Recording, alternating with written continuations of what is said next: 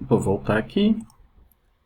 Vamos para o portal clássico. Organização. Em organização, você vai preencher com os dados da sua organização. Aí você tem o título, o departamento, o nome da empresa. Está até errado aqui a palavra, consultoria.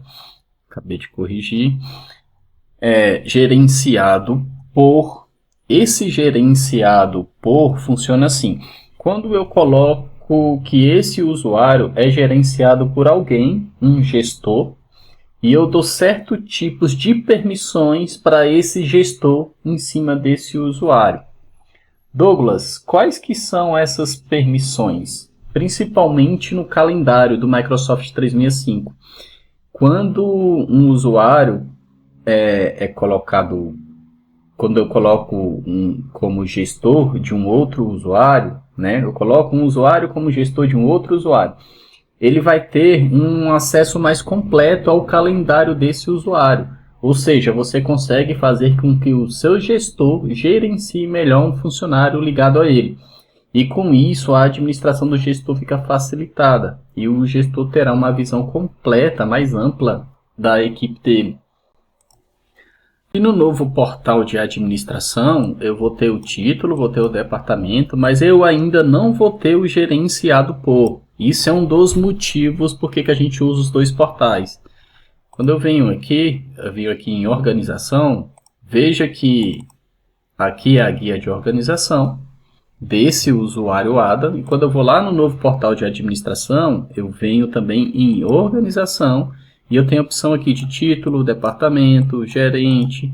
Quando eu venho gerenciar informações, você veja aqui que os subordinados direto, está até desabilitada essa opção ainda. Então, eu não consigo, eu tenho o nome aqui do gerente, eu consigo até colocar o nome do gerente. Deixa eu pesquisar aqui o nome do gerente, vamos ver se esse recurso já foi habilitado, tá?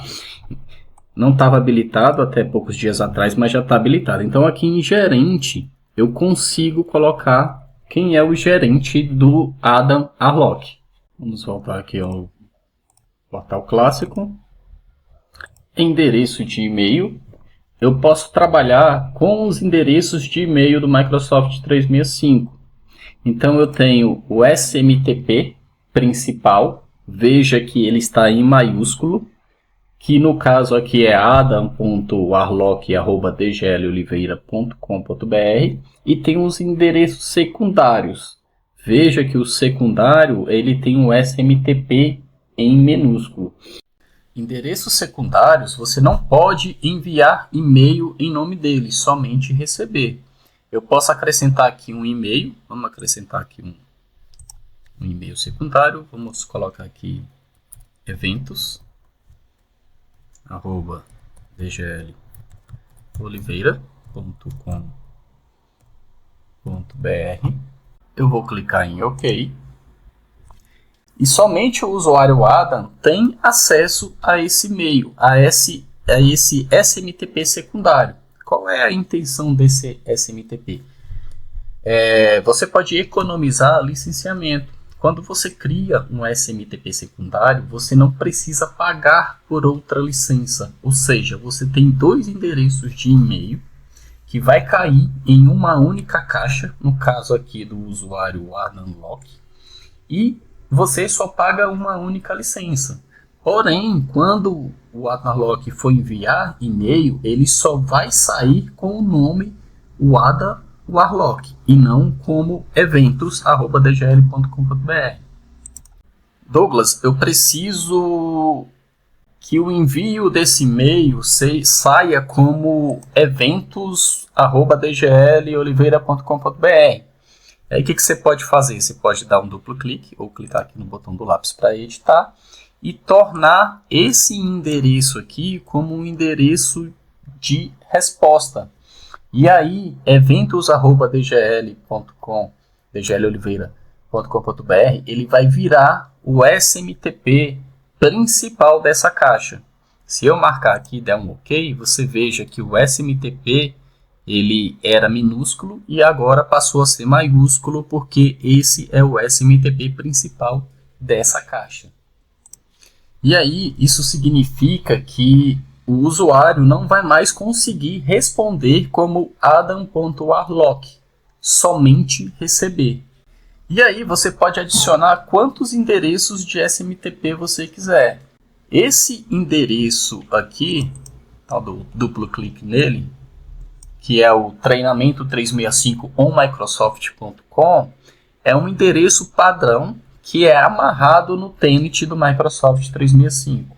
Eu aconselho a você não apagar esse SMTP secundário para você não ter nenhum tipo de problema com a caixa do usuário.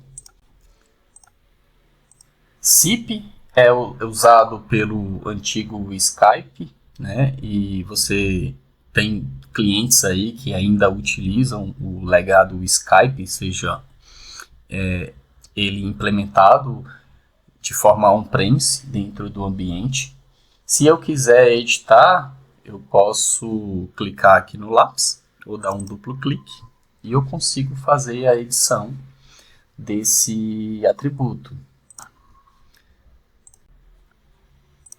Douglas, onde é que eu altero esse SMTP primário e secundário lá no portal de administração novo do Exchange?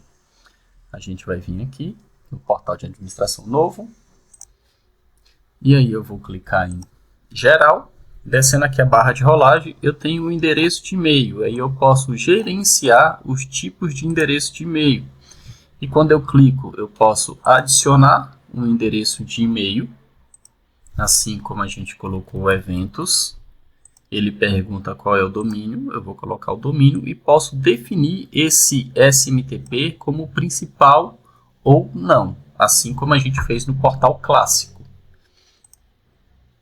Veja que eu também tenho as informações aqui do SIP e eu também tenho o endereço do onmicrosoft.com. Beleza? Vou fechar aqui, vou voltar para o portal novo, vou abrir o Adunlock. Recursos de caixa de correio. Aqui está a maioria das configurações de caixa de correio do Exchange Online. Nas primeiras opções, você tem as políticas que serão aplicadas a essa caixa de correio. E quais que são essas políticas? Política de compartilhamento. Se eu clicar aqui, eu só tenho a política padrão do Exchange. Eu posso criar vários tipos de política de compartilhamento. Mais para frente, nós vamos ver como criar essas políticas. Política de compartilhamento padrão, que é a política de Default Sharing Policy, ela é criada de forma automática, tá? Quando você cria o seu tenant, e ela se aplica ao compartilhamento de recurso de contato e calendário. Por padrão, o compartilhamento de calendário fica disponível para toda a organização, ou seja, qualquer membro da organização consegue ver se a agenda de alguém da minha equipe está disponível naquele horário ou não. Ele não consegue ver qual é o compromisso, mas é possível visualizar se existe um compromisso em um determinado horário ou não para aquele usuário. Tá? Eu passei por um cliente que ele precisava visualizar, além de visualizar a agenda, ele precisava visualizar o compromisso que aquele usuário tinha. E aí eu tive que setar um comandozinho no PowerShell para o usuário conseguir verificar qual era o evento que o usuário estava participando, porque isso não é habilitado como default. Douglas, vamos lá no portal de administração novo. Onde é que está a política de compartilhamento padrão? Vou voltar aqui no usuário. Vou clicar em Adunlock, caixa de usuário,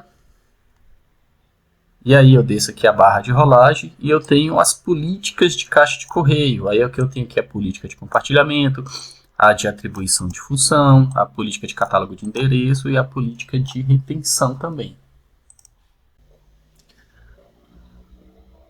Política de retenção, eu posso clicar aqui em política de caixa de correio e ele me abre a mesma tela lá do portal clássico, onde eu posso mudar as configurações da política de compartilhamento, política de atribuição de função, a política de retenção. Eu posso usar a política padrão ou nenhuma política. Política de catálogo de endereço.